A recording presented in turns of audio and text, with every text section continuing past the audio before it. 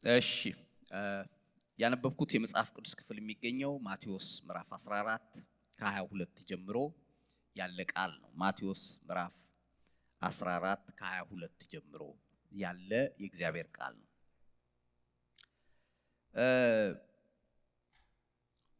ይሄ ታሪክ በማርቆስ ምዕራፍ 6ም እንዲሁም በዮሐንስ ምዕራፍ 6 ተጠቅሷል። ግን እኔ የፈለኩት በዚህ ላይ ነው ዛሬ ለመናገር። የሚገርማችሁ ከዚህ ታሪክ በፊት ጌታ ኢየሱስ ብዙ ሕዝብ የመገበበት 5 እንጀራና በ2 ዓሣ እንግዲህ 5000 ሰው መግቦ 12 ቁራሽ የተነሳበት ክፍል ነው እና የእግዚአብሔርን ታላቅነት የእግዚአብሔርን ማዳን የእግዚአብሔርን ተአምር አይተው ግን ብዙ ሳይቆዩ ደቀ መዛሙርት አንድ ትእዛዝ ደረሳቸው። ይሄ በዚህ በቃ ኢንጆይ ያረጉ ገና የተሰበሰበውን በመሶብ የተሰበሰበውን እንጀራ ራሱ ወደ ቤት አልወሰዱትም።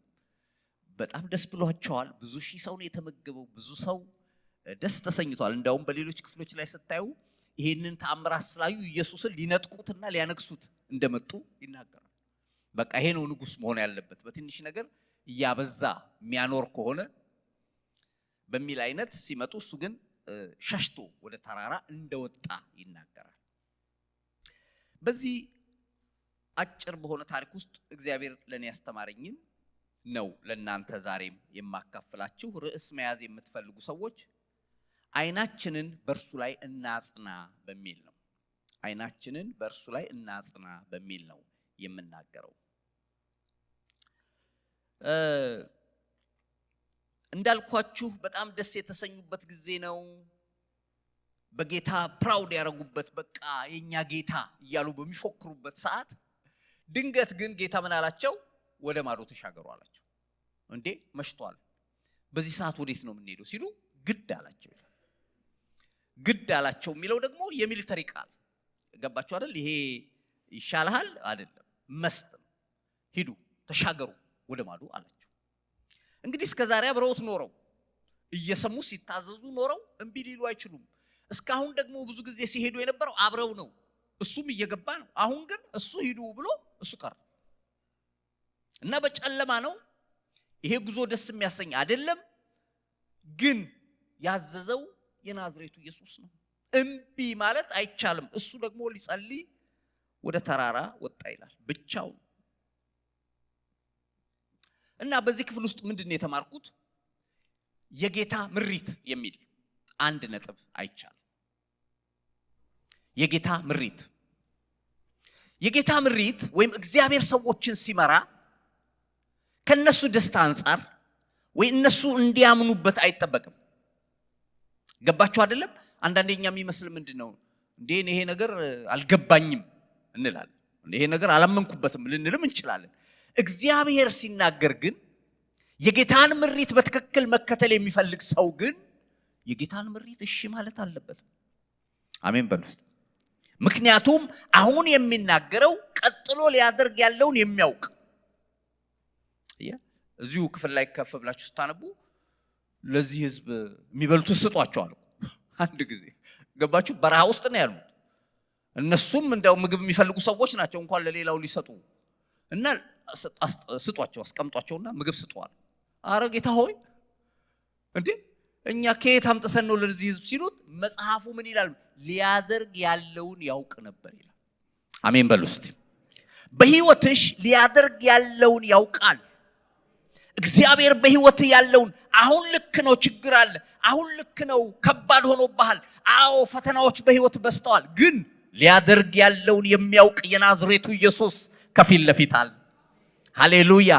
ግድ አላቸው፣ ሂዱ፣ መስት ነው፣ መቅረት አትችሉም አለ። ይኸው ቅድም እንዳልኩት ጌታ ብዙ ጊዜ መልእክት ሲሰጥ ለሰዎች በተለይ ሲመራ ቀጥሎ የሚሆነውን አያብራራ። አሁን ይሄ ነው ከባዱ። አያችሁ፣ ኔጎሼት አርጋችሁ እሺ ከዛስ ምን ታረግልኛለህ ምናምን ብላችሁ አይደለም የምትሄዱት። ሂድ ትባላለህ። ያንን ተከተለ ስትሄድ ቀጥሎ የሚሆነው ሲሆን ታገኛለህ እንጂ በቃ እዚህ ጋር አለሳልሶልህ እንደዚህ ያደርግልሃለሁ ልጄ ምናምን ብሎ አይደለም። የገባው ወታደር ካምፕ ነው። ኢየሱስ ይባረክ። ለጦር ያስከተተውን ደስ ያሰኝ ዘንድ ትዳር በሚገኝበት ንግድ አይጠላለፍም ማለት እንደ ኢየሱስ ክርስቶስ በጎ ወታደር ሆነ መከራን አብረህን ተቀበል ይላል። ሁለተኛ ጢሞቴዎስ ምዕራፍ 2 ቁጥር 2 ጀምሮ ወታደር ነህ ነው የሚለው። ይሄ ምስጢር አማኝ ሊገባው ይገባል። ውጣ ስትባል የምትወጣ፣ ግባ ስትባል አይ እኔ እንደዚህ የምትል ከሆንክ ነው እርፍ ይዞ ወደ ኋላ የሚመለከት ሰው ለእግዚአብሔር መንግስት የተገባ አይደለም ማለት ይላል። ልክ ከዚህ ጋር በተወሰነ ደረጃ የሚመሳሰል ታሪክ ያየሁት የሐዋርያት ሥራ 8:26 ላይ አንድ ታሪክ ታያላችሁ። የሐዋርያት ሥራ ምዕራፍ 8 ቁጥር 26 የጌታ መልአክ ፊልጶስን ተነስተህ በደቡብ በኩል ከኢየሩሳሌም ወደ ጋዛ ወደሚወስደው ወደ ምድረ በዳ ወደ ሆነው መንገድ ሂድ አለው ይላል። ይኸው ለምን ሂድ እንዳለው አልነገረው፣ ግን ወዴት ነው ሂድ የሚለው መሰለው? ወደ ምድረ በዳ ውስጥ በረሃ ውስጥ ሂድ ይለው። አሁን ይሄ በሰው ሂሳብ ምን ላደርግ? እሺ ወደ ሆነ ከተማ ሂድ ካልከኝ የሆነ ማገኛቸው ሰዎች ይኖራሉ ማለት ነው። በረሃ ውስጥ ሂድ የምትለኝ ምን ላደርግ ነው አላለም። እሺ ብሎ ሄደ። ምድረ በዳ ነው ቃሉ ራሱ ምድረ በዳ የሚለውን ተጠቅሟል። ምድረ በዳ ማለት ምንም የሌለው መሬት ማለት ነው። ባዶ ማለት ነው። ዛፍ የለም፣ ሰው የለም፣ በረሃ ነው። ቀጥ ብሎ ግን እዛ ውስጥ ሄደ። እግዚአብሔር ስላዘዘው አይመችም ለሰው ምድረ በዳ በረሃ ነው። ፀሐይ አለ፣ አዋራው አለ፣ ደስ የሚያሰኝ አይደለም። ግን እግዚአብሔር ስላዘዘው እሺ ብሎ ሲሄድ ከዛ በኋላ የሚቀጥለው ታሪክ ሲቀጥል ታያላችሁ። ተነስቶም ሄደ። ህንደቄ የተባለች የኢትዮጵያ ንግስት አዛዥና ጃንደረባ የነበረው በገንዘቧ ሁሉ የሰለጠነ አንድ የኢትዮጵያ ሰው ሊሰግድ ወደ ኢየሩሳሌም መጥቶ ነበር ይልና ከዛ ታሪኩን ያገናኛል። ብዙ ጊዜ ከእግዚአብሔር ሐሳብ ጋር የምንተላለፈው የመጀመሪያውን ስቴፕ ባለመውሰድ ነው። ምክንያቱም እሱ ቀጥሎ ከዛ ጋር አስታኮ ያስቀመጠው ነገር አለ። ይሄኛውን አንድ ስቴፕ ስንሄድ ነው ያን የምናገኝ። ይሄኛውን ስቴፕ ካልወሰድን አናየውም። ስለዚህ ተአምራትን በህይወታችን አይሰራም ማለት ነው። ስለዚህ ጌታ ምሪትን ሲሰጥ የኛን ኮምፎርት አይጠብቅም። እሱ ሊሰራ ያለውን ነው የሚያየው። እሱ ሊያደርግ የፈለገውን ነው የሚያየው። ስለዚህ እንደ አማኝ ይሄንን ማስተዋል በጣም ተገቢ ነው። ኢሳይያስ 30 ቁጥር 21 ላይ ስለ እግዚአብሔር ምሪት ከተነሳ ብዙ ጊዜ የሚጠቀስ ቃል ነው። ኢሳይያስ 30 ቁጥር 21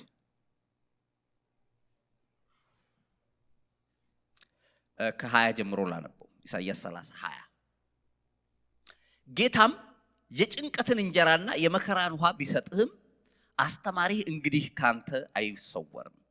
ዓይኖችህ ግን አስተማሪህን ያያሉ። ወደ ቀኝም ወደ ግራም ፈቀቅ ብትል ጆሮችህ በኋላ መንገዱ ይህች ናት፣ በእርሷም ላይ ሂድ የሚለውን ቃል ይሰማሉ ይላል። ይሄ ቃል ብዙ የተለመደ አጠቃቀም አይደለም የሚጠቀመው። ጌታ የበረከት እንጀራ እንደሚሰጥ ነው መጽሐፍ ቅዱስ ላይ ደጋግሞ የሚናገረው።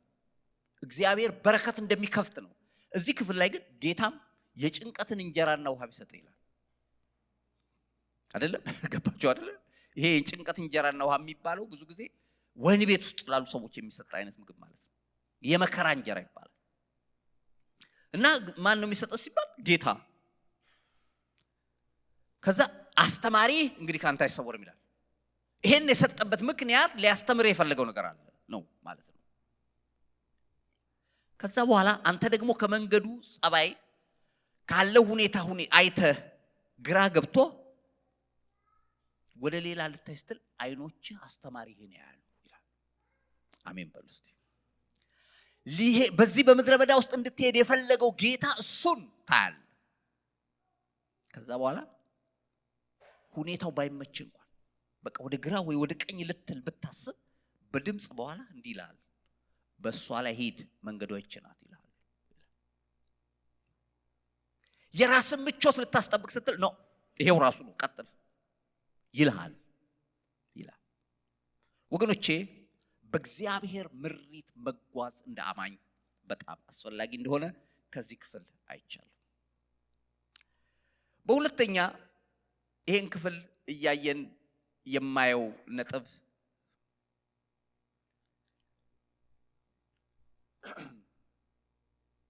ምን የሚል ነው? ግድ አላቸው ካለ በኋላ ሕዝቡንም አሰናብቶ ይጸልይ ዘንድ ብቻውን ወደ ተራራ ወጣ። በመሸም ጊዜ ብቻውን በዚያ ነበረ። ታንኳይቱም አሁን በባህር መካከል ሳለች ነፋስ ከወደፊት ነበርና በማዕበል ትጨነቅ ነበረ ይላል። እና ይኸው አምነውበት አይደለም እየሄዱ ያሉት፣ እንደገና ይባስ ብሎ ማዕበል መጣ እና ነውጥ ውስጥ ገቡ፣ ችግር ውስጥ ገቡ እና መጮህ ጀመሩ። እንደሌላው ጊዜ ቀስቅሰው አያስነሱት ነገር የለም። እሱ ወደ ተራራ ነው ሄደው። አስጨናቂ ጊዜ ነው። ከሌሊቱ በአራተኛው ክፍል ላይ ግን አንድ የሚንቀሳቀስ አካል አዩ በባህር ላይ። እንደዚህ አይነት ደግሞ ነገር የለም። ገባችሁ አይደል? ፊዚካሊ አንድ ሰው ሆኖ በባህር ላይ በእግሩ ሲሄድ አየሁ ልትሉ አትችሉም። ስለዚህ መንፈሳዊ አካል ነው፣ ምትሃት ነው ብለው ጮሁ ይላል። ግን ኢየሱስ ነበር። ያንን ያስጨነቃቸውን ያወካቸውን ማዕበል እየረገጠ የመጣው እሱ ነውና አይዟችሁ እኔ ነኝ አትፍሩ አላቸው ይላል። ጴጥሮስም ጌታ ሆይ አንተስ ከሆንክ በውሃ ላይ እንድመጣ እዘዘኝ አለው ይላል። ሁለተኛ ነጥብ የፈለኩት በቃሉ የእምነት እርምጃ የሚል ነው። በተናገረው ቃል የእምነት እርምጃ መውሰድ።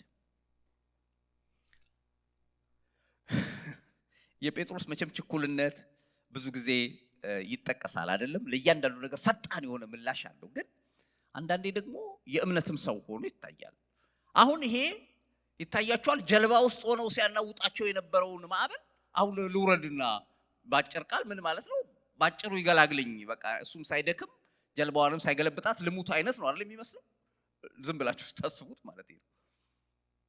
እሱ ግን ጌታን ስላየ አንተ ከሆንክማ አለው እዘዘኝ፣ ንገረኝ፣ እኔ ከዛ በኋላ እመጣለሁ አለ። እንዲያውም ያው የአማርኛችን ቃል ና ብቻ ነች አይደለም? በእንግሊዝኛው ካም የሚል እና ምን ይላሉ ሰዎች? ካም ብሎ ሲለው በቃሉ ድልድይ ይሰራለት ይላሉ። COME እና እሷን እየረገጠ ነው የመጣው ይላሉ። ገባችሁ አይደል? ጌታ በተነገረው ቃል ላይ ጴጥሮስ መሄድ ጀመረ። ይሄ ራሱ ፈታኝ ነው። በእግዚአብሔር ቃል የእምነት እርምጃ መውሰድ ቀላል አይደለም፣ ፈታኝ ነው። ነገር ግን እግዚአብሔር እንደ አማኝ ዛሬ የሚነግረን ቃሉ ልክ ከመጣ የእምነት እርምጃ መውሰድ ያስፈልጋል። ሃሌሉያ! በዛ ተአምር ይሆናል። በጣም የሚገርማችሁ ጴጥሮስ ሄደ ይላል። በውሃው ላይ ሄደ ተብሎ ተጽፎለታል። በነገራችን ላይ እንደው ብዙ ጊዜ እንደሱ አይደለም እንለው፣ ስለ መስመጡ ምናምን ነው የምናወራው እንጂ ሄደ የሚለውን አንልም። ግን ሄዷል። በውሃ ላይ በቃ የተወሰነም ስቴፕ ቢሆን ሄዷል እና የእምነት እርምጃ ሲያረግ ታያላችሁ። ጌታ ምን ብሎሻል እህቴ፣ ወንድሜ? እግዚአብሔር ባለው ነገር ላይ እግዚአብሔርን ታምኖ መጓዝ ያስፈልጋል። ዮሐንስ ምዕራፍ 21 ቁጥር 6 ላይ ደቀ መዛሙርት ሌሊቱን ሙሉ አሳ ሊያጠምዱ ሞክረው ምንም እንዳልያዙ ይናገራል። ምንም እና በጣም አዝነው እያለ አንድ ሰው ባህር ዳር ቆሞ ምን ይላቸዋል? የሚበላ አንዳች አላችሁ ወይ ብሎ ሲጠይቅ ታያላችሁ። ሌሊቱን ሙሉ ስንደክም ነበር፣ አንድም አሳ አልያዝንም ሲሉ በስተቀኝ በኩል በታንኳው በስተቀኝ በኩል መረባችሁን ጣሉ አላቸው ይላል። በነገራችን ላይ መጀመሪያ ጴጥሮስን ሲጠራውም እንዲሁ አይነት ታምር አድርጎ ነው ያመጣው። ሲጠፋም ደግሞ እንዲሁ አይነት ታምር አድርጎ ነው የመለሰው። አይደለም? ታስታውሳላችሁ። እንዲያውም እዛ ማርቆስ ላይ ነው ምን ይላል? መረብህን ጣል ሲለው እኛ አለው ሌሊቱን ሙሉ አተን እያጠብን ያለው፣ ነገር ግን በቃልህ መረቦቼን እጥላለሁ ይላል። አሜን በሉ እስቲ። በራሴ አይቻልም፣ በእኔ የሚሆን ነገር አይደለም፣ ግን በቃልህ አደርገዋለሁ። ይሄ ክፍል ላይም ስታዩ እነሱ እኮ ሲጥሉ እዛ ቦታ አልጣሉም ብሎ ለማለት መቼም አይቻልም አይደለም? ሌሊቱን ሙሉ ሰው ሲጥል የተለያየ አቅጣጫ ነው መቼም የሚጥሉት። አንድም አሳ ያልያዙበትን በስተቀኝ በኩል ግን እሱ ጣሉ ሲል እሺ አሉ። የእምነት እርምጃ ወሰዱ። በራሳቸው ልምድ በራሳቸው ችሎታ የብዙ ዘመን ኤክስፒሪየንስ አላቸው። በዛ ያልተሳካውን በድምፁ ግን በአንድ ጊዜ ብዙ ሰዎች የሚያስችለዋል። ሃሌሉያ። ስለዚህ ወገኖቼ የእምነት እርምጃ እግዚአብሔር ይፈልጋል። የእግዚአብሔር ቃል ሁሉ ጊዜ የሚሰራው ከእምነት ጋር፣ ይሄን ባለፈም ስል ነበር፣ ከእምነት ጋር፣ ከእምነት ውጪ አይደለም። የእግዚአብሔር ቃል የሚሰራው አክቲቭሊ በህይወታችን እንዲንቀሳቀስ እምነት ያስፈልጋል።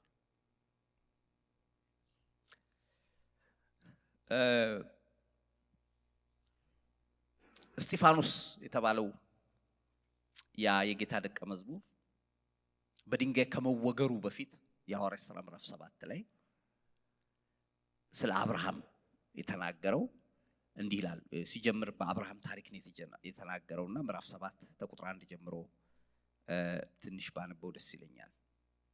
ምን ይላል?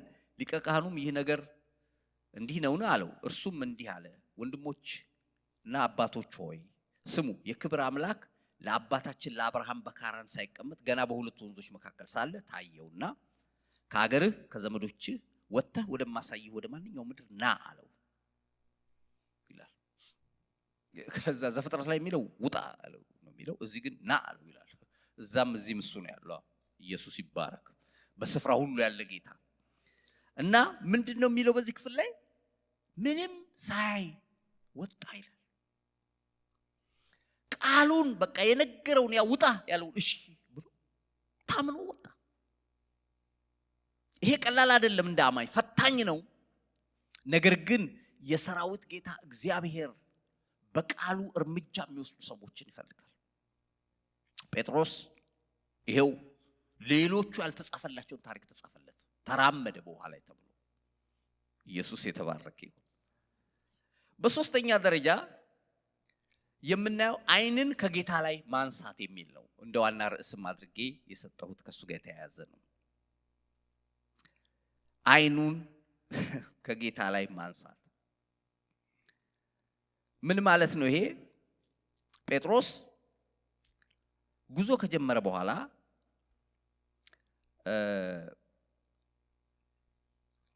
ቁጥር 30 እንዲላል፣ ነገር ግን የነፋሱን ኃይል አይቶ ፈራ፣ ሊሰጥምም በጀመረ ጊዜ ጌታ ሆይ አድነኝ ብሎ ጮኸ ይላል። እስካሁን ኢየሱስን ነው እያዋራ ያለው። እስካሁን ኢየሱስን ነው እያየ ያለው። በማዕበል ላይ እንዲራመድ የረዳው ጌታን ማየቱ ነው። እየሄደ ያለ ግን ትንሽ አእምሮ ጥያቄ ጠየቀው። እየሄድክ ያለው በውሃ ላይ ነው አይደል ብሎ፣ ያው ማዕበል ባለበት ትዝ ሲለው የሰው ልጅ ደግሞ እንደዛ ሊሄድ አይችልም። ሲያይ እንዲህ የሚል ይታያችኋል አይደል? ባህር ላይ ነፋስ የያዘ ማዕበሉ ሲያው የባህሩን ኃይል አይቶ ፈራ ይላል። ይኸውልህ ሁሉ ጊዜ ችግርህን ካየህ ትፈራዋል። ነገር ግን መፍትሄውን ካየህ አትፈራም። አሜን በሉ እስቲ። ጴጥሮስ እስካሁን መፍትሄውን እያየ ሄዶ ችግሩ ላይ ማተኮር ሲጀምር መስጠም ጀመረ። እግዚአብሔር ዛሬ ይሄንን ተማሩ ይላችኋል። በምታልፉበት የህይወት ማዕበል፣ በምታልፉበት የህይወት ፈተና ዓይናችሁን ኢየሱስ ላይ አጣብቁት። ያን ጊዜ ማዕበሎቻችሁ ኃይል የላቸውም። የጠራችሁ የታመነ ነው። የናዝሬቱ ኢየሱስ ቦታው ላይ ያደርሳችኋል። እግዚአብሔር የተመሰገነ ይሁን። ይችላል። እሱ ያስጀምርህ ያስጨርሳል። ፈተና እንደሌለ ቃል አልገባልህም። አለ፣ ማዕበል አለ፣ ወጀብ አለ። ነገር ግን እስከ መጨረሻው የሚያደርስ ጌታ፣ ሂድ ብሎ ሜዳ ላይ የማይጥልህ ባህር መካከል የማይጥልህ የናዝሬቱ ኢየሱስ አለ። እስከ መጨረሻው ድረስ ዓይንህን በሱ ላይ አጽና። እግዚአብሔር የተባረከ ይሁን። መጽሐፍ ቅዱስ ዕብራውያን 12:1 ጀምሮ ምን ይላል? እንግዲህ እነዚህን የሚያክሉ ምስክሮች እንደ ደመና በዙሪያችን ካሉ ቶሎ የሚከበንን ኃጢአት ሸክምን ሁሉ አስወግደን የእምነታችን ራስና ፈጻሚ የሆነውን ክርስቶስን ተመልክተን በፊታችን ያለውን ሩጫ በትዕግስት እንሩጥ። እርሱ ነውርን ንቆ በፊቱም ስላለው ደስታ በመስቀል ታግሶ በእግዚአብሔር ዙፋን ቀኝ ተቀምጧል ይላል። እንግዲህ ይላል ቁጥር 3 ላይ በነፍሳችሁ ዝላችሁ እንዳትደክሙ ከኃጢአተኞች በደረሰበት እንዲህ ባለ መቃወም የጸናውን አስቡት ይላል። አሜን በሉ እስቲ። ምንድነው ይሄ ክፍል የሚለን? ኢየሱስን እያያችሁ ሩጡ። ወደ ግራ ወደ ቀኝ ካላችሁ ተስፋ ትቆርጣላችሁ። ስጋችሁን ካያችሁ አቅማችሁን ካያችሁ ሰምጣላችሁ። ነገር ግን ሩጫው የሚሮጠው ተሸክም ጋር አይደለም። መጀመሪያ ሸክማችሁን አራግፉ። ከኃጢአት ጋር ያላችሁ ግንኙነት አስወግዱ። የተበላሸ የማንም ሸክም አይኖርባችሁ። ወደ ጎን እየጣላችሁ ግን አይኖቻችሁን ስቲክ አርጉ ኢየሱስ ላይ። ከዛ በኋላ የእምነት ሩጫ ይሮጣል። አሜን በሉ እስቲ። በትዕግስት የሚል ቃል ተጽፏል።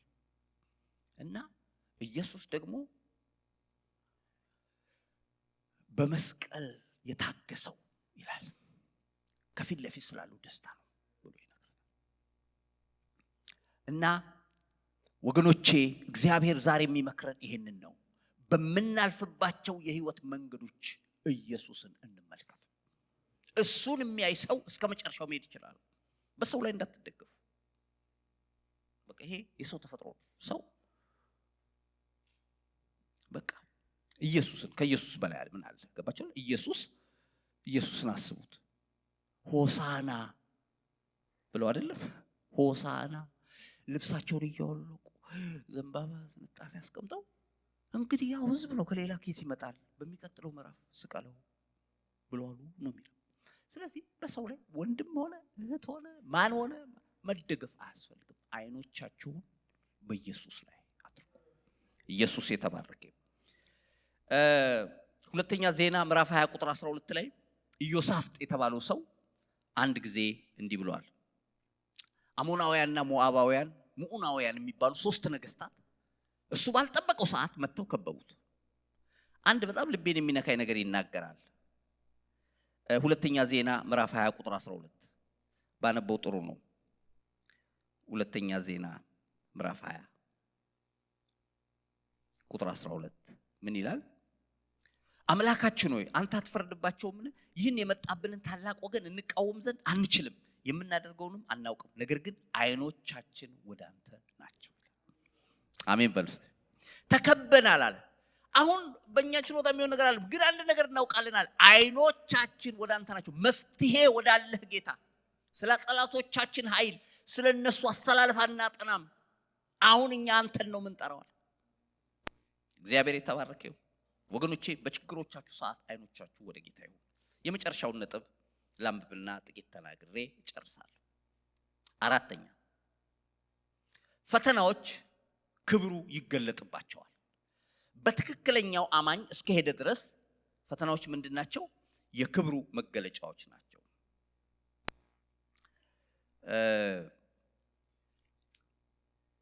ከዛ በኋላ ምን ሆነ ይላል?